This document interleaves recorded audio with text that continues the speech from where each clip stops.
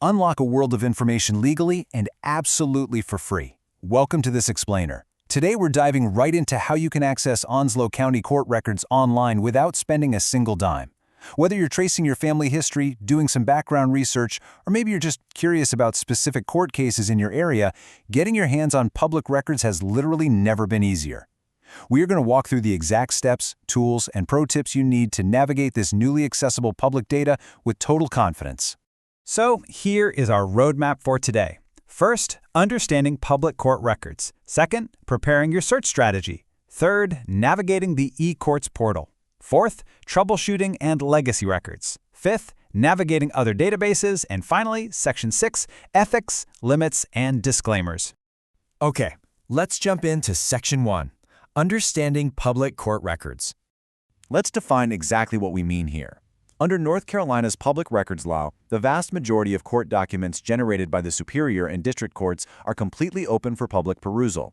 A court record is basically just any official documentation of the judicial branch that is tied to a legal proceeding. So what does this mean for you? It means that as a member of the public, you have the legal right to review these documents. It's your data. So, what exactly is sitting in these files? Well, depending on the case, you can access civil lawsuits, and this includes everyday things like landlord-tenant disputes or property lawsuits. You can also find criminal proceedings, which hold things like warrants, indictments, and sentencing orders. Plus, you have access to probate and estate administration files, as well as certain family court cases. Though, just a quick aside here, keep in mind that highly sensitive family matters or juvenile records are strictly confidential, for obvious reasons. Moving right along to Section 2, preparing your search strategy. Look, before we jump online and just start clicking around randomly, you really need a step-by-step preparation checklist. Gathering your search keys beforehand is going to save you a massive amount of time. First things first, gather the exact legal names of the parties involved. Second, and this is a huge pro tip, try to locate the specific case number if at all possible. Case numbers are hands down the most reliable search method because they completely bypass those annoying name-matching errors. And finally, jot down relevant dates and make absolutely sure you are looking in the correct jurisdiction. This database we're about to use is incredibly strict. When you're searching by name, formatting is literally everything. You must use the format last name, comma, space, first name. So for example, Smith, comma, space, John. If you just type it as John Smith, or say you add some extra spaces by accident, or forget the comma, the system will return 0 results, no way around it. Accuracy here is going to be your best friend. All right, Section 3, navigating the eCourts portal. Let's see how all this preparation plays into the newly launched digital solution for Onslow County. Now, the North Carolina Judicial Branch provides 3 distinct platforms, and honestly, it's pretty easy to get them mixed up. Guide and File is for preparing legal forms, mostly for people representing themselves. File and Serve is specifically for licensed attorneys filing official documents. But for our purposes today, searching for free, we are focusing exclusively on the eCourts portal.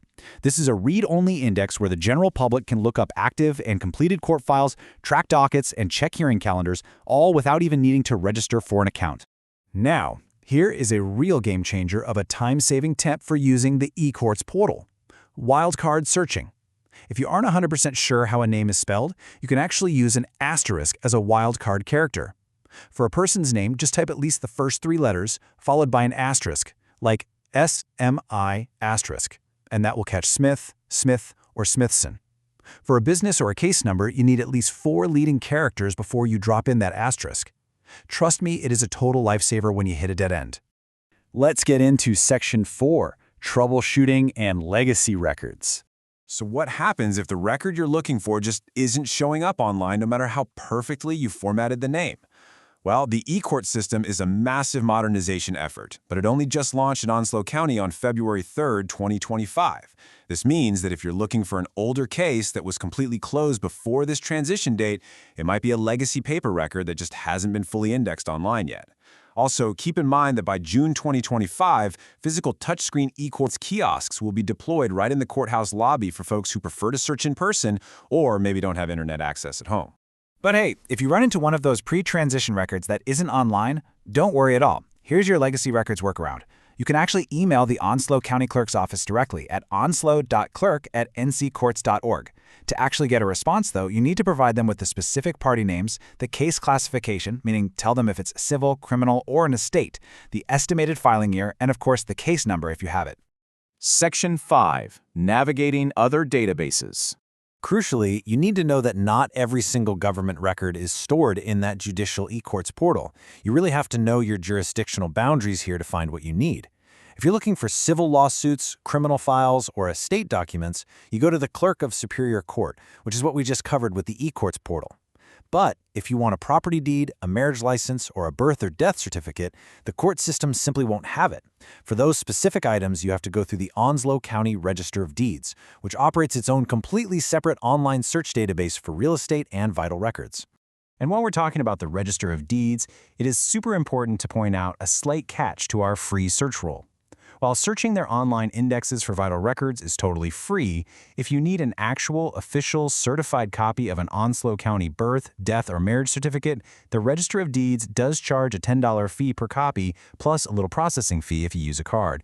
For really thorough research, you might also need a couple of other specialized databases. The Onslow County Next Request portal handles general county administration documents, building codes, and health permits. Meanwhile, if you are searching for active state prison populations or parolee tracking, you are not going to find that in county court files. For that, you need the North Carolina Department of Adult Correction, or NCDAC, online database. Finally, Section 6. Ethics, Limits, and Disclaimers. Look, accessing this level of detailed public data is amazing, but it comes with responsibilities. Ethical use absolutely requires respecting privacy and using the information you uncover responsibly.